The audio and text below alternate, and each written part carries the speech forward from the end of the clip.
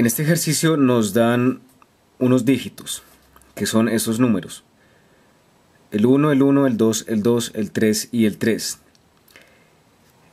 Recordemos que los dígitos son todos los números comprendidos entre el 0, el 1, el 2, el 3, el 4, el 5, el 6, el 7, el 8 y el 9.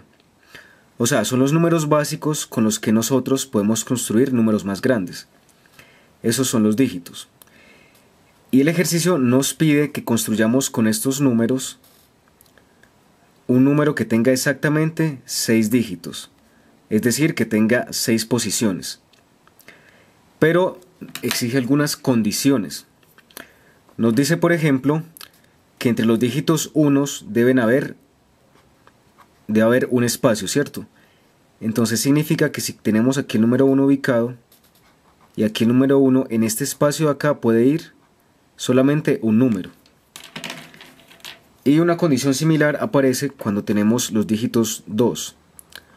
Dice que entre cada dígito 2 debe existir también 2 números. Y de manera similar aparece una condición para el dígito 3. Dice que entre estos dos dígitos 3 deben aparecer 3 números. Y la pregunta es, ¿cuántos posibles números construidos con estos números de acá y con estas condiciones se pueden hacer? Entonces, una recomendación sería como coger la restricción más amplia, ¿cierto? Sería esta restricción más grande, y ver ella cómo podría ubicarse. Entonces notemos que entre el 3, o sea, construyendo números con esta restricción, tendríamos 1, 2, 3, 4, 5 espacios. Entonces propongamos aquí un primer número. Supongamos que el 3 lo vamos a colocar acá. Vamos a dejar 3 espacios entre él y aquí colocaríamos el otro número 3. Entonces, otra forma en la que pueda aparecer eso sería esta. El 3 lo podemos correr, este 3 lo podemos correr una posición y aquí tendríamos 3 espacios y el otro 3 del extremo. Si intentamos construir un tercer número donde podamos modificar estas posiciones, notemos que si colocamos el 3 acá, obligatoriamente necesitamos dejar 3 espacios entre este 3 y el siguiente 3. Pero si ubicamos el otro 3 acá, nos estamos saliendo del espacio permitido para una cifra de 6 dígitos. Entonces solo tenemos estas dos posibilidades para poder escribir el 3.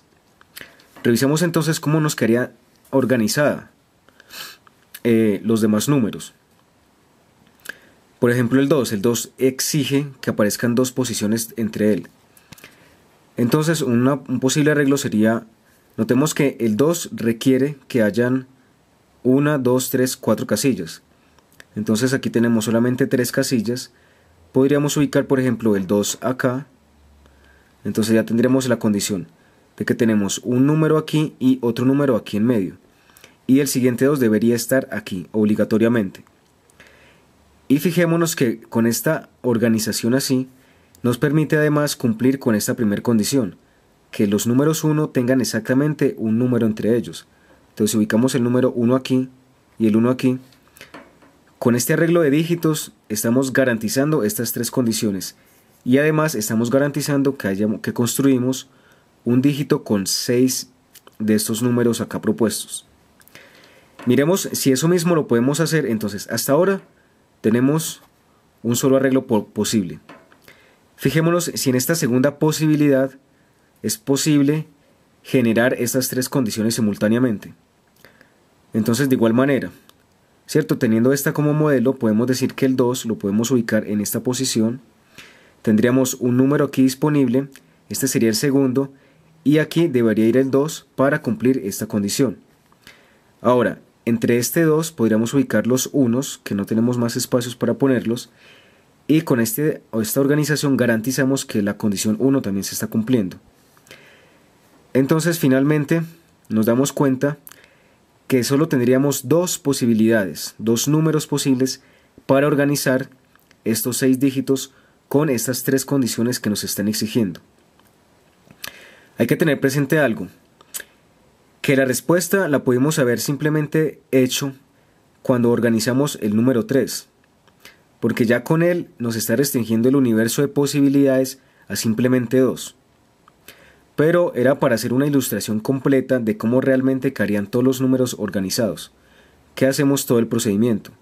Pero simplemente como han encontrado esas dos posibilidades para el 3, el ejercicio pudo haberse respondido.